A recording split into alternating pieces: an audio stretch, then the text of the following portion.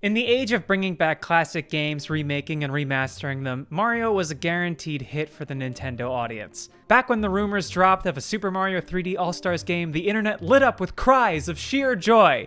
Except the part where the game is a limited release, which Nintendo, what the heck? But now we finally have it, which has us asking, is it actually worth it, what we got? The answer varies depending on who you ask, but the collection does have some huge flaws, one of them particularly egregious, that almost everyone has been agreeing on. With that, we're gonna dive into those a bit today. I'm Connor. And I'm Kdin. This is Insight Gaming. We gon' party, hey, hey. We gon' party.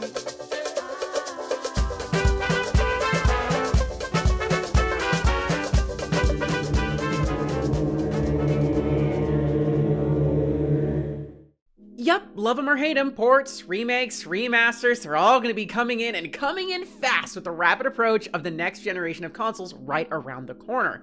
I personally can't wait to purchase my 14th version of Resident Evil 4, but hey, Capcom's at least remaking this one, and it's not a port, I guess, maybe. Who knows at this point? But we're not here to admire Leon's luscious hair, we're here to focus on the good old faithful plumber who never overcharges, Mario! As we mentioned before, people were extremely excited to get their hands on some classic 3D Mario games on the Switch, and rightfully so! Super Mario 64, Super Mario Sunshine, Super Mario Galaxy, and Super Mario Galaxy 2 are some of the best examples of 3D platforming anyone could ever want.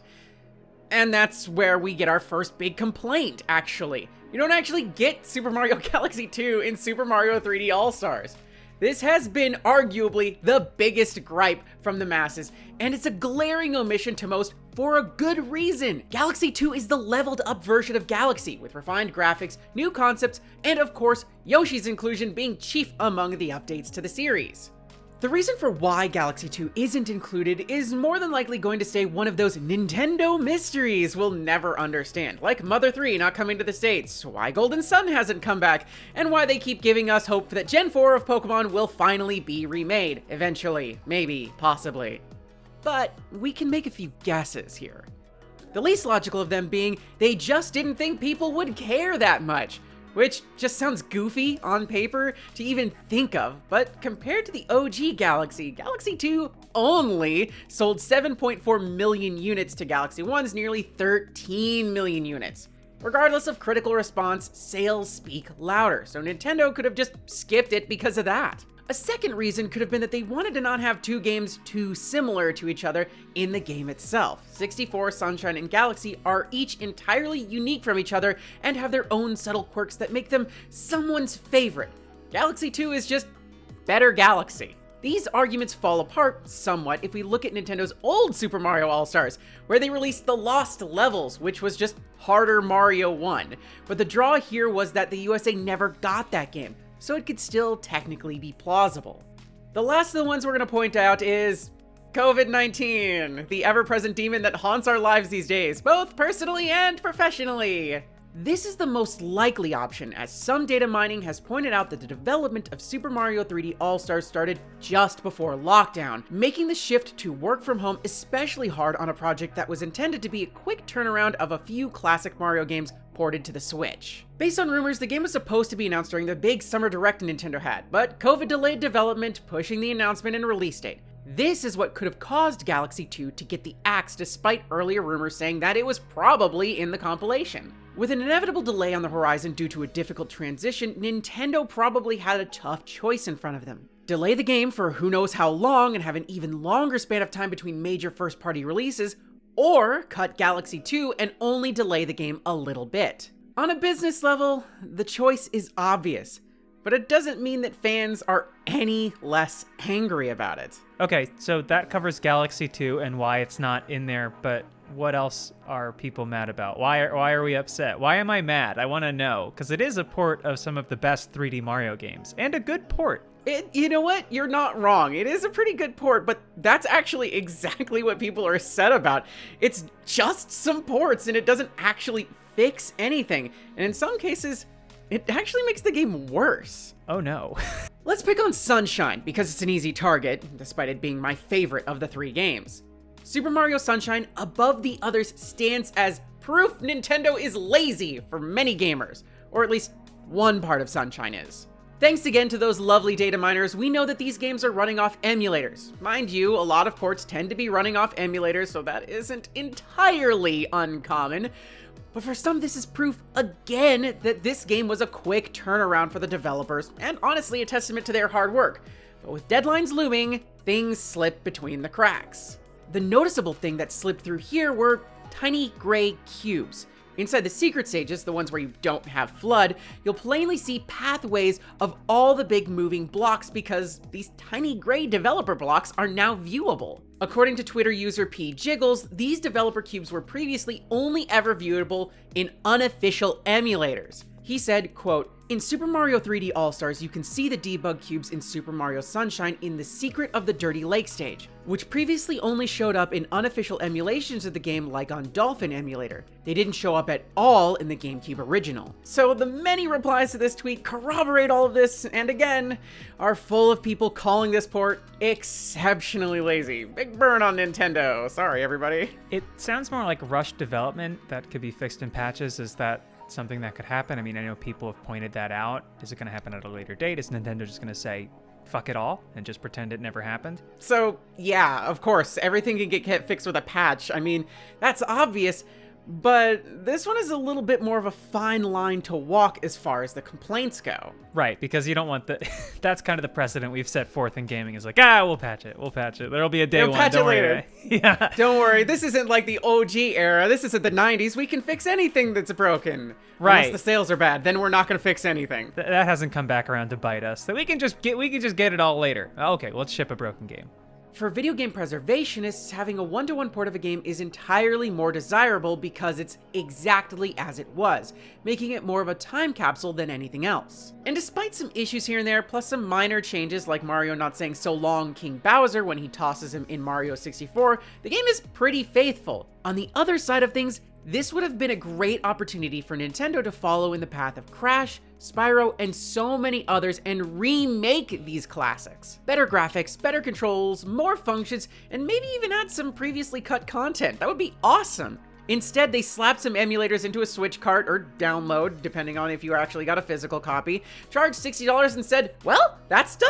This comes after everyone spent years of crying out for a virtual console to simply allow for NES, SNES, GBA, N64, etc. games to be playable on the Switch for a reasonable price, and also let you pick what games you actually want to buy instead of being forced to buy a variety pack or a compilation to be able to play the 1 or 2 games you actually wanted.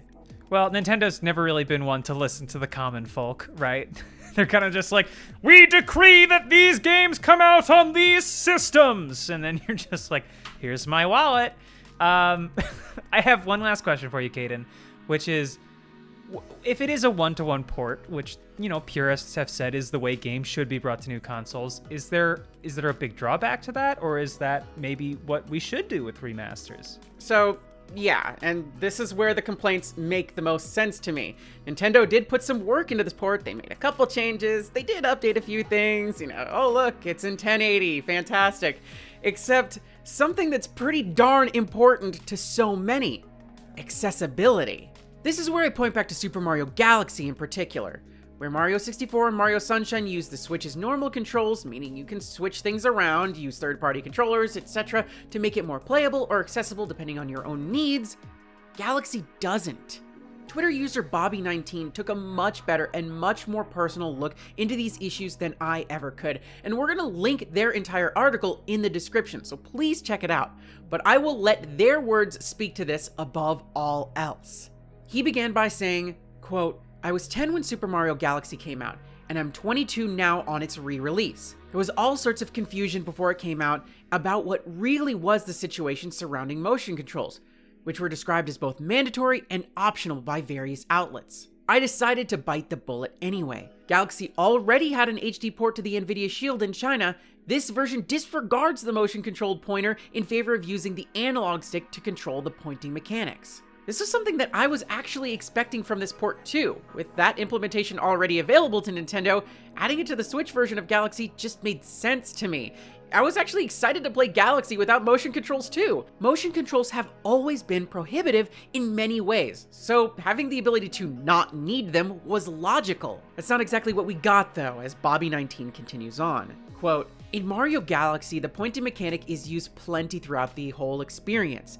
The game opens up to a selection of rocky planets representing save files. The user is intended to point to the planet, select it, and which avatar they wish to use. They then click proceed, and after a short introductory story, the game begins. Additionally," he said, "to unlock every area in Mario Galaxy, you'll need to have flicked for a wrist-aching grand total of 6,370 star bits.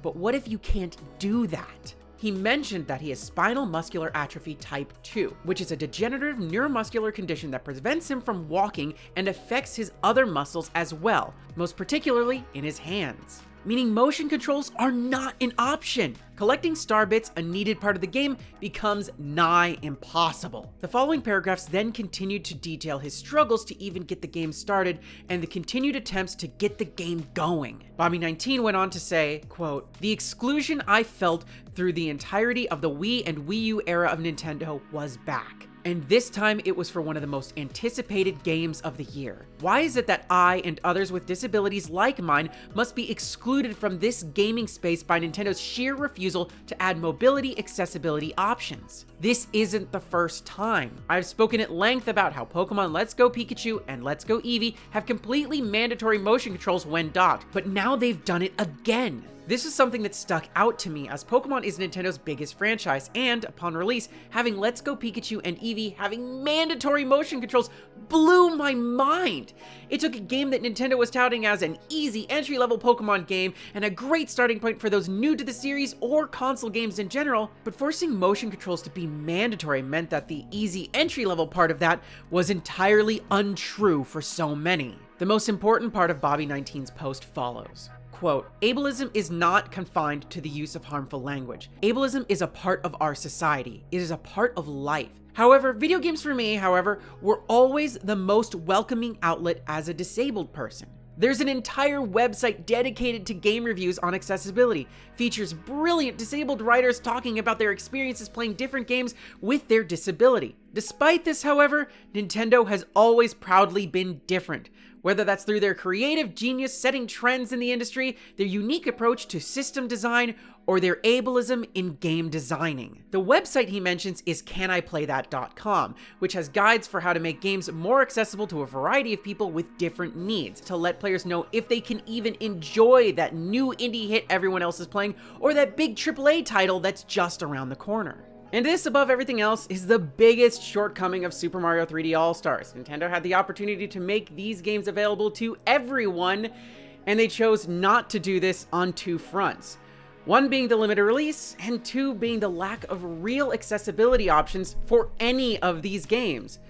Both of these can be fixed, Nintendo. Just need to unlimited release these and, patch out the barriers that you left in to allow so many gamers to finally enjoy some of your most beloved games. What are the odds, do you think, that they actually do anything? That they take any action and change anything about this collection?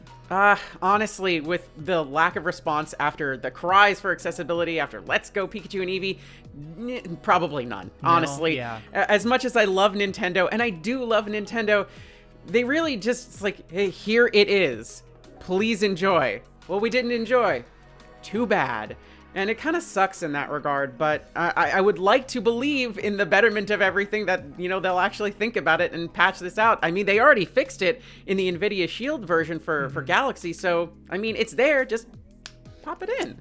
Yeah, I can't help but wonder if it's less so a case of this is how they think the game should be, or more a refusal to accept any wrongdoing, like the Joy-Con drift, which for the longest time they just did not even acknowledge. So Nintendo has a tendency to stick to its guns, and we can hope that they lean towards accessibility more in the future, because they have maybe one of the more diverse and accepting audiences I've seen for any fandom.